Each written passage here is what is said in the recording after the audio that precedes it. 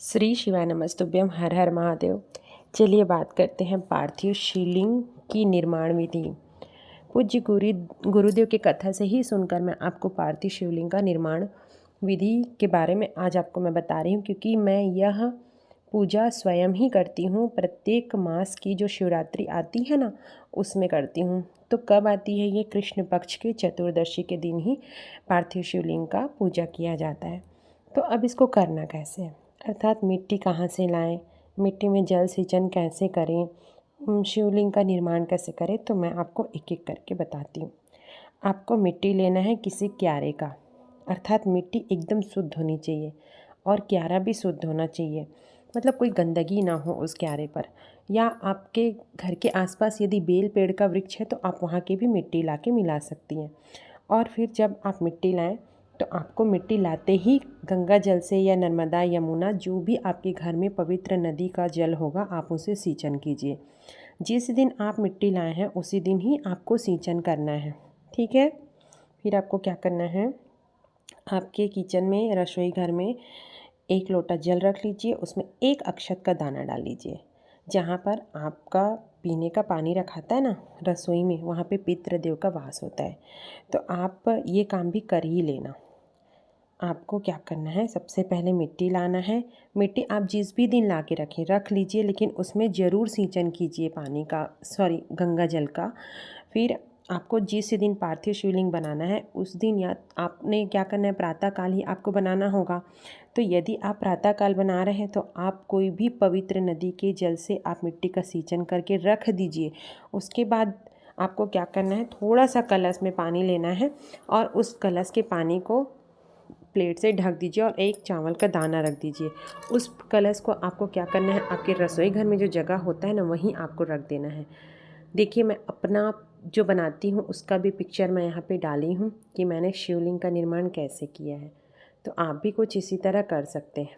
और जो हमने पानी रखा है रसोई घर में, उसी पानी से ही हमको शिवलिंग निर्माण करना है। देखिए, शिवलिंग बनाने के समय सबसे पहले शिव जी का स्वरूप बनाया जाता है, उसके बाद ही जलहरी माता का निर्माण किया जाता है। तो आप पहले क्या करें, एक पात्र रख लीजिए, पात्र के ऊपर बेलपत्र रख लीजिए। बेलपत्र आप ऐसा रखें कि बेलपत्र आपने एक ही लेना है और ऐसा रखना है, सीधा भाग रखना है।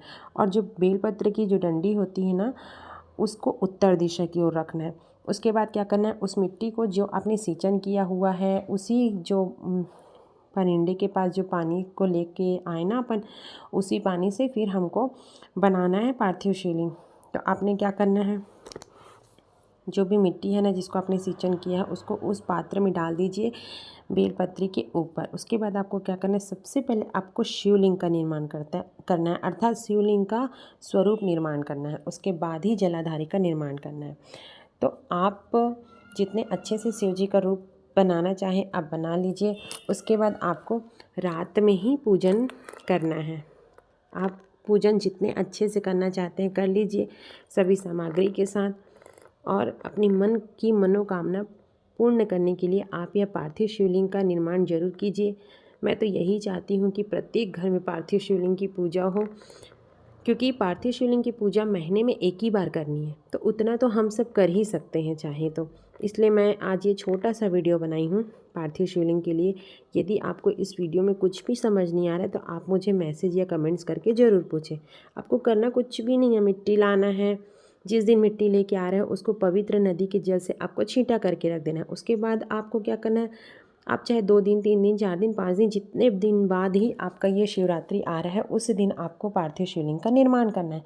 तो आपको उसी मिट्टी में फिर से गंगा जल को सिंचन करना है। और हमारा जो रसोई होता है ना, जहाँ पे हम लोग पीने का पानी भरते हैं, वहाँ पर आपको एक कलश में जल भर के रख देना है, ढकना है उसको, और एक अक्षत का दाना रख देना मनोकामना लेके कि आज मैं पार्थिव शिवलिंग का निर्माण कर रही हूँ। पितृदेव आप मुझे आशीर्वाद दीजिए, क्योंकि हमारे रसोई में अन्नपूर्णा माता और पितृदेव का वास होता है। तो जब हम शिवलिंग बनाने में इस जल का उपयोग करते हैं तो माता अन्नपूर्णा, लक्ष्मी माता और पितृदेव तीनों हमको आशीर्वाद देते हैं और साथ में आशीर्वाद महादेव का रहता है। फिर आपको क्या करना है, एक पात्र लेना है, उसमें बेलपत्ती रख देनी है।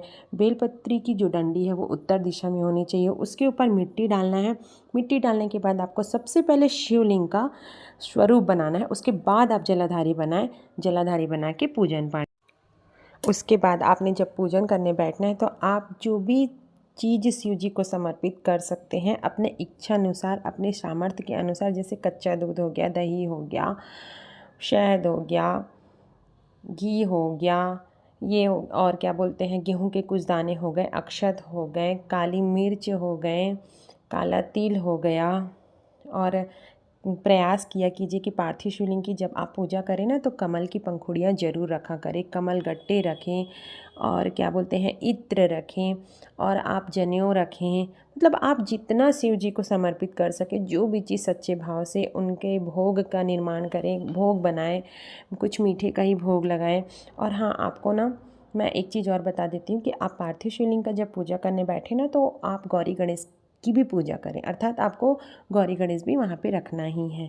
आपने पूजा पाठ, आरती, हवन जो भी आपने करना है कर लीजिए, अपने मन की मनोकामना रख लीजिए, क्योंकि ऐसे कोई भी देवता नहीं है जिन्होंने पार्थिव शिवलिंग का निर्माण नहीं किया हो। हमने शास्त्रों में सुना है, पूज्य गुरु जी के मुखारविंद से सुना है कि प्रत्येक देवी देवता शिव जी की शिवलिंग के निर्माण करके अपने मन की कामना को पूर्ति किए हैं। तो हम भी ये छोटा सा चीज़ कर ही सकते हैं। हम सबको अपने जीवन में इन सब चीज़ों को उतारना ही चाहिए।